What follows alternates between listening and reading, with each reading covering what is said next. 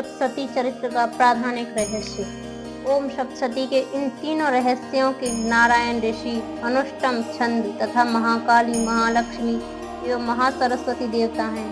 स्तोत्र फल की प्राप्ति के लिए जप में इनका विनियोग होता है। राजा बोले, भगवान आपने चंडिका के अवतारों की कथा मुझसे कही ब्राह्मण, अब इन अवतारों की प्रधान प्रकृति का निरूपण कीजिए। श्रेष्ठ, मैं आपके चरणों में पड़ा हूँ। मुझे देवी के जिस स्वरूप की और जिस विधि से आराधना करनी है वह सब यथार्थ रूप से बतलाइए। ऋषि कहते हैं, राजन यह रहस्य परम गोपनीय है, इसे किसी से कहने योग्य नहीं बतलाया गया, किंतु तुम मेरे भक्त हो इसलिए तुमसे न कहने योग्य मेरे पास कुछ भी नहीं है। त्रिगुणमयी परमेश्वरी महालक्ष्मी ही सबका आदि कारण है। वे ही दृश्य और अदृश्य रूप से संपूर्ण विश्व को व्याप्त करके स्थित हैं। राजन, वे अपनी चार भुजाओं में मातलुंग, बिजौरे का फल, गदा, खेट, ढाल एवं पान पात्र और मस्तक पर नाग, लिंग तथा यौन इन वस्तुओं को धारण करती हैं। तपाए हुए स्वर्ण के समान उनकी कांति है। तपाए हुए स्वर्ण के ही उनके आभूषण हैं। उन्होंने अपने तेज से इस शून्य जगत को परिपूर्ण किया है। परमेश्वरी महालक्ष्मी ने इस संपूर्ण जगत को शून्य देखकर केवल तमोगुण रूप उपाधि के द्वारा एक अन्य उत्कृष्ट रूप धारण किया। वह रूप एक नारी के रूप में प्रकट हुआ, जिसके शरीर की कांति निखरे हुए काजल की भांति काले रंग की थी। उसका श्रेष्ठ मुख दाढ़ों से सुशोभित था, नेत्र बड़े बड़े और कमर पतली थी। उसकी चार भुजाएं ढाल, तलवार, प्याले और कटे हुए मस्तक से सुशोभित थी। वह वक्ष स्थल पर कमंड, धड़ की तथा मस्तक पर मुंडों की माला धारण किए हुए थी। इस प्रकार प्रकट हुई स्त्रियों में श्रेष्ठ तामसी देवी ने महालक्ष्मी से कहा, माता जी आपको नमस्कार है, मुझे मेरा नाम और कर्म बताइए। तब महालक्ष्मी ने स्त्रियों में श्रेष्ठ उस तामसी देवी से कहा, मैं तुम्हें नाम प्रदान करती हूँ और तुम्हारे जो जो कर्म हैं उनको भी बतलाती हूँ। महामाया, महाकाली, महाधारी, धुक्षा, तृषा, निद्रा, तृष्णा, एकवीरा, कालरात्रि तथा दुरत्या ये तुम्हारे नाम हैं, जो कर्मों के द्वारा लोक में चिरतार्थ होंगे। इन नामों के द्वारा तुम्हारे कर्मों को जानकर जो उनका पाठ करता है वह सुख को भोगता है।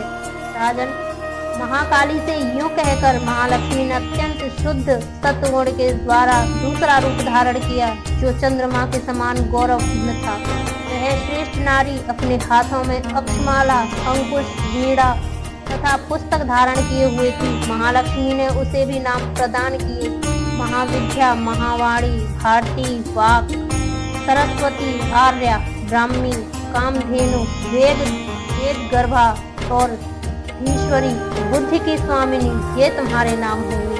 तदंतर महालक्ष्मी ने महाकाली और महासरस्वती से कहा, देवियों तुम दोनों अपने अपने गुणों के योग्य स्त्री पुरुष के जोड़े उत्पन्न करो।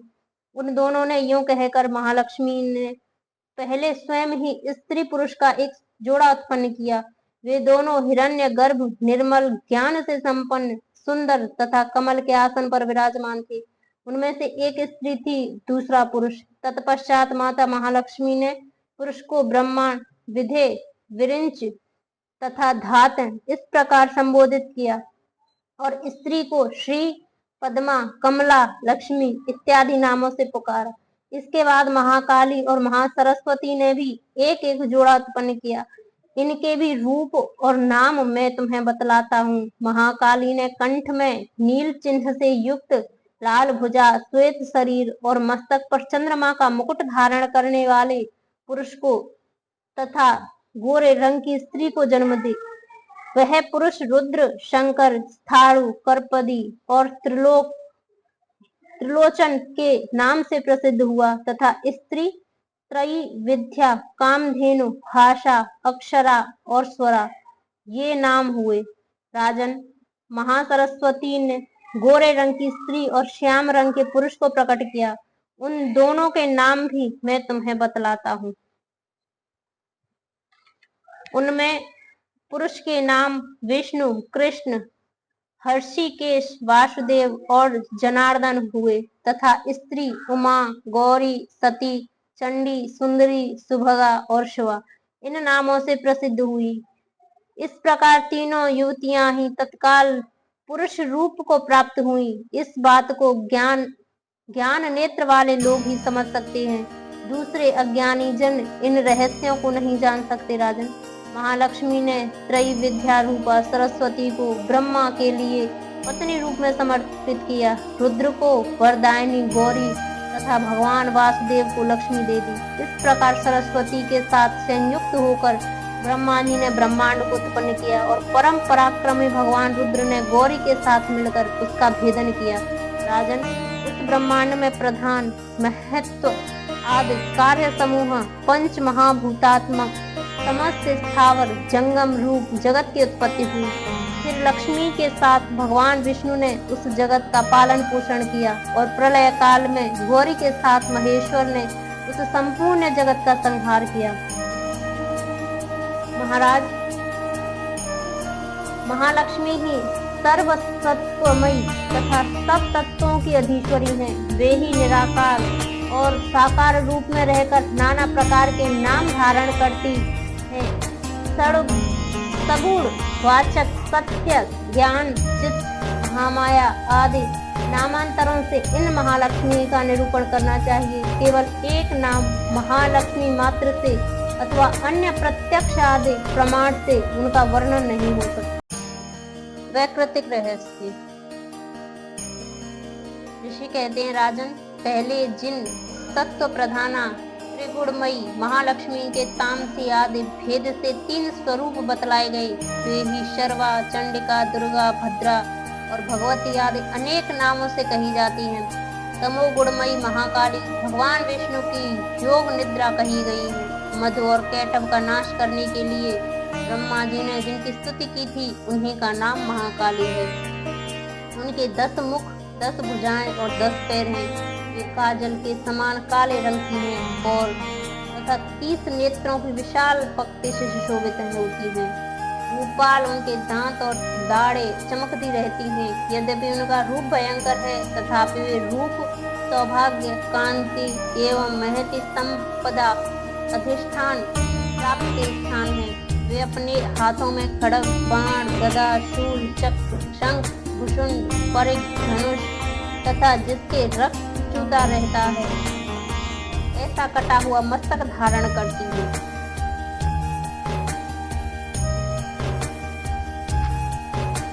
ये महाकाली भगवान विष्णु की दुस्तर माया है। आराधना करने पर ये चराचर जगत को अपने उपासक के अधीन कर देती हैं। संपूर्ण देवताओं के अंगों से जिनका प्रादुर्भाव हुआ था, वे अनंत कांति से युक्त साक्षात महालक्ष्मी हैं। उन्हें ही त्रिगुणमयी प्रकृति कहते हैं तथा वे ही महिषासुर मर्दन करने वाले। उनका मुख गोरा है, भुजाएं श्याम, स्तनमंडल अत्यंत श्वेत, कटिभाग और चरण लाल तथा जंगा और पिंडली नीले रंग की है। अजेय होने के कारण उनको अपने शौर्य का अभिमान है। कटी के आगे का भाग बहुरंगे वस्त्र से आच्छादित होने के कारण अत्यंत सुंदर एवं विचित्र दिखाई देता है। उनकी माला, वस्त्र, आभूषण तथा अंगराग भी सभी विचित्र हैं। वे कांति, रूप और सौभाग्य से सुशोभित हैं।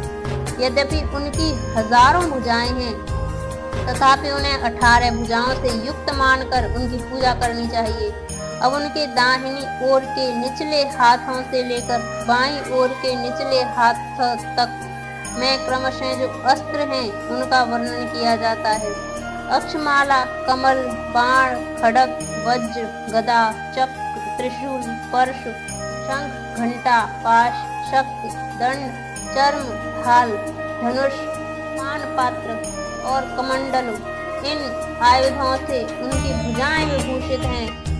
वे कमल के आसन पर विराजमान हैं, सर्वदेवमयी हैं तथा सबकी ईश्वरी हैं। राजन, जो इन महालक्ष्मी का पूजन करता है वह सब लोकों तथा देवताओं का भी स्वामी होता है। जो एकमात्र सत्व गुण के आश्रित हो पार्वती जी के शरीर से प्रकट हुई थी तथा जिन्होंने शंभु नामक दैत्य का संहार किया था, वे साक्षात सरस्वती कही गई हैं। पृथ्वी पते उनके 8 भुजाएं हैं तथा वे अपने हाथों में क्रमशः बाल, मूसल, शूल, चक्र, शंख, घंटा, हल और धनुष धारण करती हैं। ये सरस्वती देवी जो निशुंभ का मर्दन तथा शुंभासुर संहार करने वाली हैं, भक्ति पूर्वक पूजित होने पर सर्वज्ञता प्रदान करती हैं। राजन, इस प्रकार तुमसे महाकाली आदि तीनों मूर्तियों के स्वरूप बतलाए। अब जगन माता महालक्ष्मी की तथा इन महाकाली आदि तीनों मूर्तियों की पृथक पृथक उपासना श्रवण करो। जब महालक्ष्मी की पूजा करनी हो तब उन्हें मध्य में स्थापित करके उनके दक्षिण और वाम भाग में क्रमशः महाकाली और महासरस्वती का पूजन करना चाहिए और पृष्ठ भाग में तीनों युगल देवताओं की पूजा करनी चाहिए। महालक्ष्मी के ठीक पीछे मध्य भाग में सरस्वती के साथ ब्रह्मा का पूजन करें। उनके दक्षिण भाग में गौरी के साथ रुद्र का पूजन करें तथा वाम भाग में लक्ष्मी सहित विष्णु का पूजन करें। महालक्ष्मी आदि तीनों देवियों के सामने निम्नांकित तीन देवियों की भी पूजा करनी चाहिए। मध्यस्थ महालक्ष्मी के आगे मध्य भाग में 18 भुजाओं वाली महालक्ष्मी का पूजन करें। उनके वाम भाग में 10 मुखों वाली महाकाली का तथा दक्षिण भाग में 8 भुजाओं वाली महासरस्वती का पूजन करें। राजन, जब केवल 18 भुजाओं वाली महालक्ष्मी का अथवा 10 मुख वाली काली या अष्टभुजा सरस्वती का पूजन करना हो तब सब अरिष्टों की शांति के लिए इनके दक्षिण भाग में काल की और वाम भाग में मृत्यु की भी भली भांति पूजा करनी चाहिए। जब शुभांशुर का संहार करने वाली अष्टभुजा देवी पूजा करनी है तब उनके साथ उनकी 9 शक्तियों का और दक्षिण भाग में रुद्र और वाम भाग में गणेश जी का पूजन करना चाहिए। ब्राह्मी, माहेश्वरी, कौमारी, वैष्णवी, वाराही, नारसिंही, ऐन्द्री, शिवदूती तथा चामुंडा ये 9 शक्तियां हैं। नमो देवी, इस स्तोत्र से महालक्ष्मी की पूजा करनी चाहिए तथा उनके 3 अवतारों की पूजा के समय उनके चरित्रों में जो स्तोत्र हैं और मंत्र आए हैं उन्हीं का उपयोग करना चाहिए। 18 भुजाओं वाली महिषासुरमर्दिनी महालक्ष्मी ही विशेष रूप से पूजनीय है क्योंकि वे ही महालक्ष्मी, महाकाली और महासरस्वती कहलाती हैं। वे ही पुण्य पापों की अधीश्वरी तथा संपूर्ण लोकों की महेश्वरी हैं। जिसने महिषासुर का अंत करने वाली महालक्ष्मी की भक्ति पूर्वक आराधना की है वही संसार का स्वामी है। अतः जगत को धारण करने वाली भक्त वत्सला भगवती चंडिका की अवश्य पूजा करनी चाहिए। अर्घ आदि से, आभूषणों से, गंध, पुष्प, अक्षत, धूप, दीप तथा नाना प्रकार के भक्ष्य पदार्थों से युक्त नैवेद्यों से, रक्त संचित बलि से, मांस से तथा मदिरा से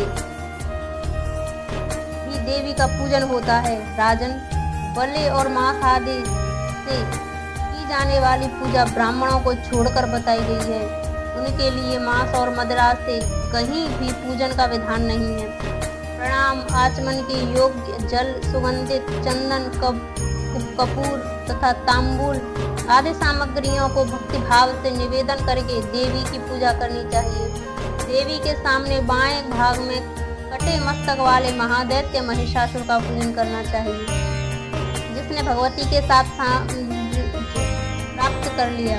इसी प्रकार देवी के सामने दक्षिण भाग में उनके वाहन सिंह का पूजन करना चाहिए जो संपूर्ण धर्म का प्रतीक और षड्विध ऐश्वर्य से युक्त है।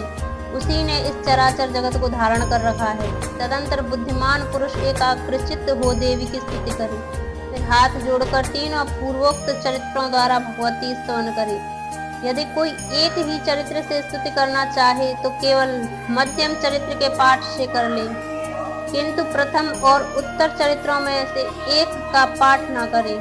आधे चरित्र का भी पाठ करना मना है। जो आधे चरित्र का पाठ करता है उसका पाठ सफल नहीं होता। पाठ समाप्ति के बाद साधक प्रदक्षिणा और नमस्कारक तथा आलस्य छोड़कर जगदम्बा के उद्देश्य से मस्तक पर हाथ जोड़े और उनसे बारंबार त्रुटियों का अपराधों के लिए क्षमा प्रार्थना करें। सप्तशती का प्रत्येक श्लोक मंत्र रूप है। इससे तिल और घृत मिली हुई खीर की आहुति दे अथवा सप्तशती में जो स्तोत्र आए हैं उन्हीं के मंत्रों से चंडिका के लिए पवित्र हविष्य का हवन करें।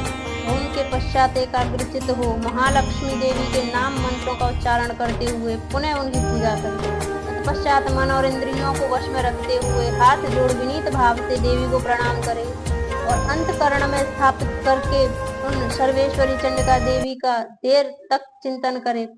चिंतन करते करते उन्हीं में तन में हो जाए। इस प्रकार जो मनुष्य प्रतिदिन भक्ति पूर्वक परमेश्वरी का पूजन करता है वह मनोवांछित भोगों को भोग कर अंत में देवी का सायुज्य प्राप्त करता है।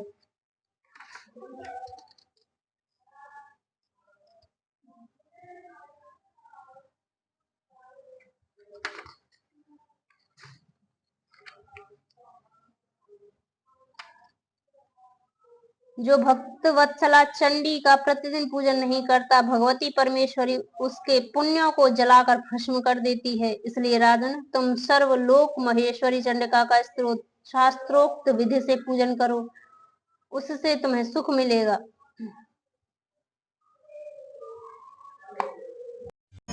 श्री दुर्गा सप्तशती का मूर्ति रहस्य।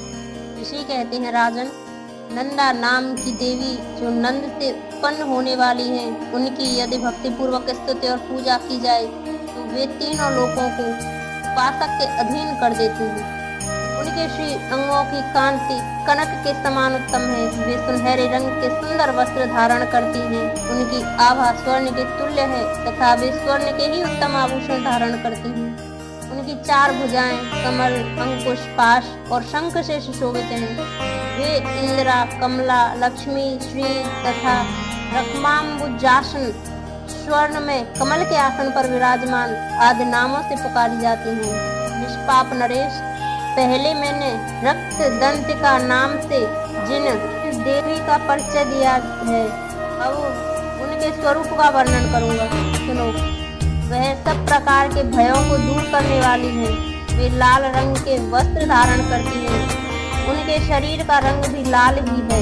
अंगों के समस्त आभूषण भी लाल रंग के हैं। उनके अस्त्र, शस्त्र, नेत्र, सिर के बाल, तीखे नख और दांत सभी रक्त वर्ण के हैं। इसलिए वे रक्त दंतिका कहलाती हैं और अत्यंत भयानक दिखाई देती हैं। जैसे स्त्री पति के प्रति अनुराग रखती है, उसी प्रकार देवी अपने भक्त पर माता के भांति स्नेह रखते हुए उसकी सेवा करती है।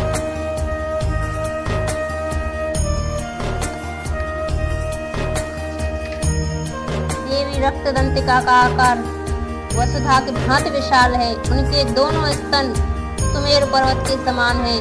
वे लंबे चौड़े, अत्यंत स्थूल एवं बहुत ही मनोहर हैं। कठोर होते हुए भी अत्यंत कमनीय हैं तथा पूर्ण आनंद के समुद्र हैं। संपूर्ण कामनाओं की पूर्ति करने वाले ये दोनों स्तन देवी अपने भक्तों को पिलाती हैं। वे अपनी चार भुजाओं में खड्ग, पान, पात्र, मूसल और हल धारण करती हैं।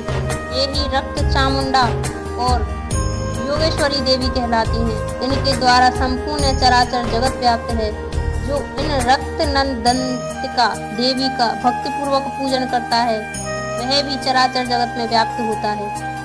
वह यथेष्ट भोगों को भोग कर अंत में देवी के साथ सायुज्य प्राप्त कर लेता है। जो प्रतिदिन रक्त दंतिका देवी के शरीर का यह स्तवन करता है उसकी वे देवी प्रेम पूर्वक संरक्षण रूप सेवा करती है। ठीक उसी तरह जैसे पतिव्रता नारी अपनी प्रियतम पति की परिचर्या करती है।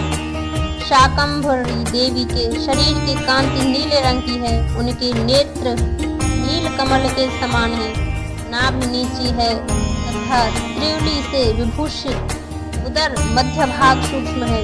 उनके दोनों स्तन अत्यंत कठोर, सब ओर से बराबर, ऊंचे, गोल, स्थूल तथा परस्पर सटे हुए हैं। वे परमेश्वरी कमल में निवास करने वाली हैं और हाथों में बाणों से भरी मुष्ट, कमल, शाख समूह तथा प्रकाशमान धनुष धारण करती हैं।